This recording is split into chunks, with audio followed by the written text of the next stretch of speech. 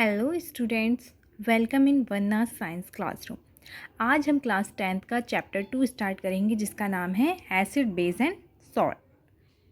You have learned in your previous classes that sour and bitter taste of food are due to acid and base. इससे पहले वाली आपने 6, 7, 8, 9, 10th 9 तक आपने जो भी पढ़ा है उसमें आपने यही जाना है कि एसिड वो होते हैं जो सोर होते हैं और बेस वो होते हैं जो बिटर होते हैं, कड़वे होते हैं। तो अब भाई क्लास 10th में आ गए हैं, थोड़ी नॉलेज और इंक्रीज़ होनी चाहिए। तो कैसे इंक्रीज़ होगी, चलिए अब हम थोड़ा हाई लेवल का क्लास 10th में एसिड बेस एंड सॉल्ट पढ़ेंगे। अगर आपको बेसिक चीज़ें पढ़नी है एसिड बेस एंड सॉल्ट की तो वो भी मेरी वीडियोज़ में डली हुई हैं, आप मेरी प्रीवियस वीडियोज़ चेक कर सकते हैं।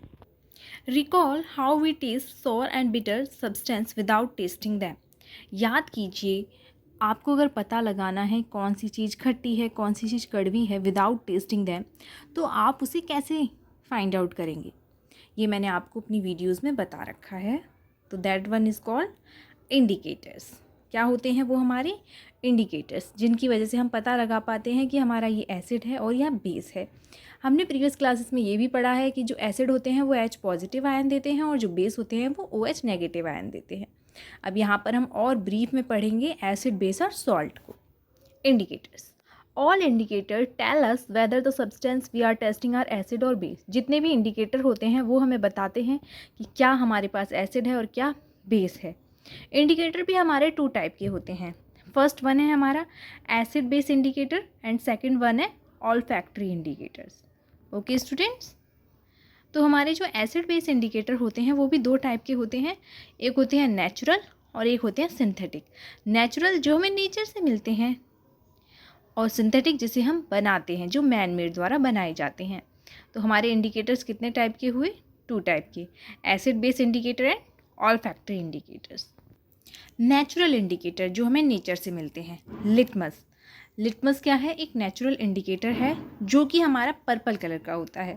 यहाँ पर ये जो आपको दिख रही हैं ये स्ट्रिप ली है मैंने, जिससे आपको कलर चेंज प्रैक्टिकल, आप क्लास 10th में अगर केमिस्ट्री लैब में जाएंगे तो वहाँ आप देखेंगे तो आपके टीचर्स आपको एसिड बेस और सॉल्ट का जो टेस्ट है वो स्ट्रिप के द्वारा कराएंगे। ओके, तो लिटमस का जो पेपर होता है वो हमारा पर्पल कलर का होता है।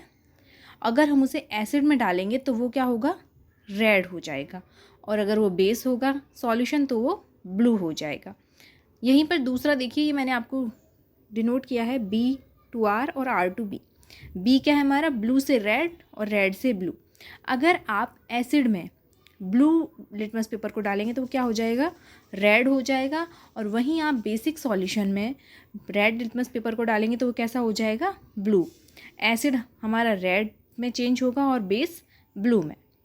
नेक्स्ट है हमारा टर्मरिक, हल्दी, जो कि बहुत नेचुरल है और बहुत ही कॉमन है, सबके घर में मिल जाता है। उसका नेचुरल कलर कैसा होता है, येलो। एसिड, तो हमारा टर्मरिक क्या है, एसिड है जो कि येलो कलर का होता है। एसिड के साथ उसमें कोई भी चेंजेस नहीं आएंगे, लेकिन बेस में क्या होगा, वो रेड कलर देगा। इसका एक प्रैक्टिकल आप खुद भी करके देख सकते हैं। जब भी आप घर पे खाना खाते हैं, कड़ी या सब्जी वगैरह, अगर आपका कोई भी वाइट कपड़ा होता है, वाइट टी शर्ट पहन रखी है आपने, उसके ऊपर गिर जाता है तो वहाँ पर वो येलो स्टेन हो जाता है जब आप उसे वाटर से वॉश करते हैं, ठीक है। देन जब आपकी मम्मी उसे धुलती हैं डिटर्जेंट के साथ, डिटर्जेंट हमारा बेस होता है, तो वो जो येलो सब्सटेंस होता है, स्टेन किस में चेंज हो जाता है, रेड स्टेन में। तो ये बहुत ही अच्छा एग्जाम्पल है जो आप प्रैक्टिकली करके देख सकते हैं। नाउ नेक्स्ट है हमारा सिंथेटिक इंडिकेटर। सिंथेटिक जो कि मैन मेड द्वारा बनाए जाते हैं। पहला है फिनोफ्थिलीन और दूसरा है मिथाइल ऑरेंज। फिनोफ्थिलीन हमारा कलरलेस होता है, एसिड में भी वो कलरलेस होता है, लेकिन जब हम उसमें बेस ऐड करते हैं तो वो कैसा हो जाता है, पिंक कलर का। ये मैंने आपको पहले वाली वीडियोज़ में भी दिखा रखा है।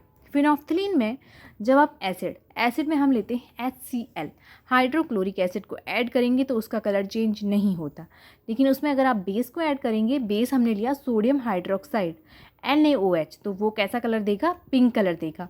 अगर आप वापस से इसमें एसिड को ऐड कर देंगे HCl को, तो वापस से कलरलेस हो जाएगा। ये है हमारा फिनोफ्थिलीन। अगर वो एसिड है तो वो कलरलेस रहेगा और बेस होगा तो पिंक कलर में चेंज हो जाएगा। नेक्स्ट है मिथाइल ऑरेंज। मिथाइल ऑरेंज नाम से ही पता चल रहा है, इसका नेचुरल कलर क्या है, ऑरेंज, और जब ये एसिड में जाता है तो ये कैसा कलर देता है, रेड कलर देता है, थोड़ा डार्क हो जाता है, और बेस में ये मिथाइल ऑरेंज हमारा येलो कलर देता है। ओके, तो ये हैं हमारे नेचुरल और सिंथेटिक इंडिकेटर्स। आपको समझ में आया तो प्लीज़ रेड हार्ट कमेंट में डालिएगा, जिससे कि मुझे पता लगेगा कि आपको समझ में आया है। Thank you. नेक्स्ट है all factory indicators. All factory indicators क्या होते हैं, जो हमें स्मेल के बारे में बताते हैं। Those substance which smell change in acidic और basic solution are called olfactory indicators. वो सब्सटेंस जो एसिड और बेस में जाके स्मेल चेंज हो जाती है उनकी, वो हमारे ऑल फैक्ट्री इंडिकेटर्स कहलाते हैं। यहाँ पर कुछ एग्जाम्पल दिए गए हैं ऑल फैक्ट्री इंडिकेटर्स के। अनियन, जो एसिड में क्या देता है, स्मेल देता है, और बेस में उसमें कोई स्मेल नहीं होती। वनीला एसेंस, वनीला का हम यूज़ आइसक्रीम में करते हैं, तो वो एसिड में स्मेल देता है और बेस में कोई स्मेल नहीं देता। क्लोव ऑयल, लौंग का तेल, क्लोव मतलब लौंग, लौंग के तेल एसिड में स्मेल देता है और बेस में कोई स्मेल नहीं देता है। तो ये हमारे ऑल फैक्ट्री इंडिकेटर्स होते हैं, जिससे हम पता लगा सकते हैं क्या चीज़ हमारी एसिड है और क्या बेस है। तो अब आप ऐसा मत करना कि कोई भी एसिड और बेस उठाया और उसे टेस्ट कर लिया, नहीं नहीं, वो बहुत ही ज़्यादा हार्मफुल हो सकते हैं आपके लिए। तो आप बड़ी क्लास में आ गए हैं, आपको ये सब प्रैक्टिकली करके देखना पड़ेगा। Okay, acid are sour in taste. Acid क्या होते हैं हमारे, खट्टे होते हैं टेस्ट में। And change the colour of blue litmus to red, और वो क्या कर देते हैं, ब्लू लिटमस पेपर को रेड कलर में चेंज कर देते हैं। बेस हमारे बिटर होते हैं, कड़वे होते हैं टेस्ट में। And change the colour of red litmus to blue, और वो हमारे रेड लिटमस को ब्लू में चेंज कर देते हैं। एग्जाम्पल है इसका स्टेन ऑफ करी। अगर आप किसी भी हैंकी को लेना और उस पर थोड़ी सी सब्जी गिरा देना और फिर उसे वॉश करना वाटर से, तो उसमें क्या कलर चेंज आता है। देन आप उसे डिटर्जेंट थोड़े से पानी में सर्फ घोलकर उस हैंकी को डालेंगे, तो उस हैंकी के स्टेन का क्या कलर चेंज होता है, ये आप प्रैक्टिकली खुद करके देखेंगे तो आपको बहुत ही अच्छे से समझ में आएगी ये चीज़। अब हमने एसिड बेस और इंडिकेटर्स के बारे में पढ़ा, अब हम पढ़ेंगे chemical properties of acid and base. Chemical properties सबसे ज़्यादा इंपॉर्टेंट है और ये चैप्टर बहुत ही ईजी है। अगर आप उसे अच्छे से, मेरी वीडियो को अगर आप अच्छे से देख लेंगे तो आपको किसी और वीडियो या किसी और से पढ़ने की ज़रूरत नहीं पड़ेगी। Acid react with metal. जब एसिड रिएक्ट करते हैं मेटल के साथ तो वो क्या देते हैं, सॉल्ट प्लस हाइड्रोजन।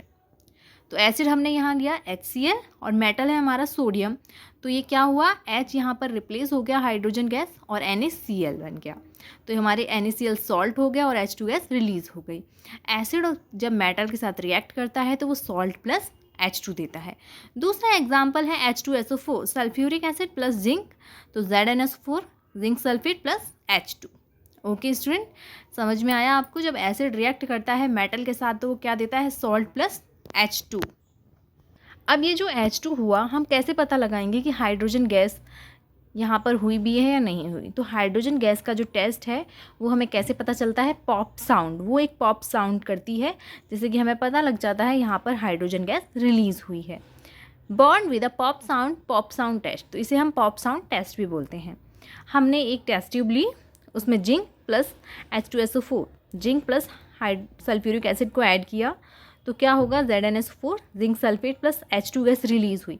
अब ये जो H2SO गैस रिलीज़ हो रही है, यहाँ से आप देख रहे हैं, तो हमने इसके पास एक जलती हुई कैंडल लेकर आएंगे, तो क्या होगा, वो कैंडल एकदम से पॉप साउंड प्रोड्यूस करेगी, जिससे हमें पता लग जाएगा कि इस टेस्ट ट्यूब में ये जो रिएक्शन हुई है उसमें पॉप साउंड प्रोड्यूस ही हुई है। तो पॉप साउंड किससे प्रोड्यूस होती है, हाइड्रोजन गैस की वजह से। तो यहाँ हाइड्रोजन गैस टेस्ट कन्फर्म हो जाएगा। All metal react with acid और नॉट, क्या सारे मेटल एसिड के साथ रिएक्ट करते हैं या नहीं करते। इसका पता हमें किससे लगेगा, रिएक्टिव मेटल सीरीज़ से, जो मैंने आपको अपनी वीडियोज़ में डाल रखी है, डिस्क्रिप्शन में भी आप देख सकते हैं।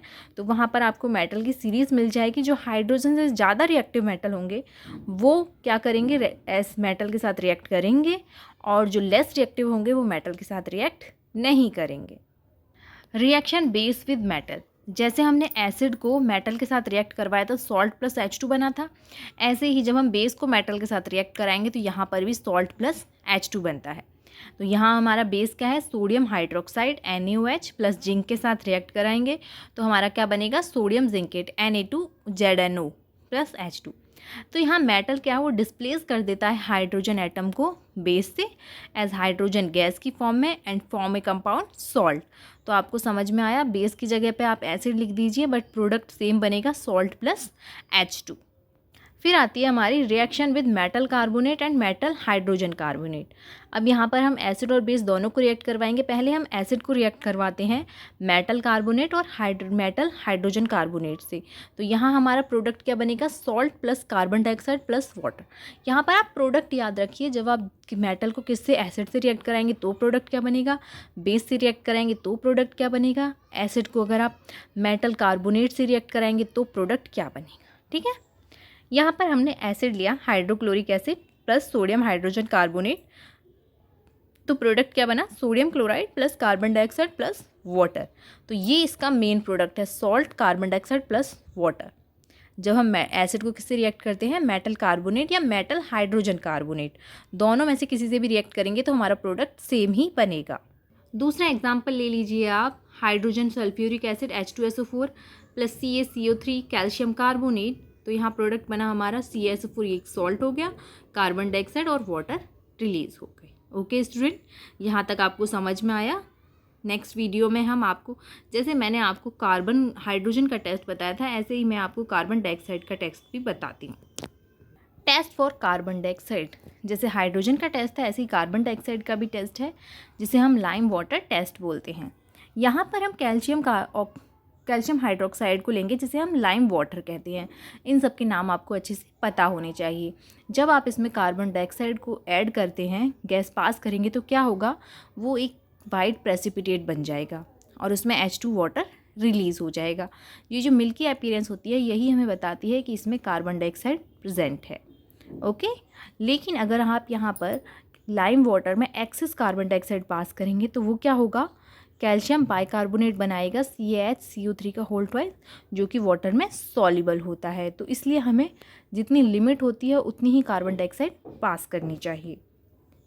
अगर यहाँ पर अभी हम बेस की बात करें तो बेस की जब आप मेटल कार्बोनेट या मेटल हाइड्रोजन कार्बोनेट से रिएक्ट कराएंगे तो कोई भी प्रोडक्ट फॉर्म नहीं होता। तो इसमें बस आपको एसिड को ही याद करना है। ओके, तो आज के लिए इतना ही। नेक्स्ट वीडियो में मैं आपको आगे का चैप्टर पढ़ाऊँगी। जब तक आप इतना चैप्टर रिवाइज़ करिए और जो भी आपको डाउट हो वो कमेंट सेक्शन में ज़रूर बताइएगा। अगर आपको मेरी वीडियो अच्छी लगी हो तो लाइक, शेयर और सब्सक्राइब करना मत भूलिएगा। Thank you students.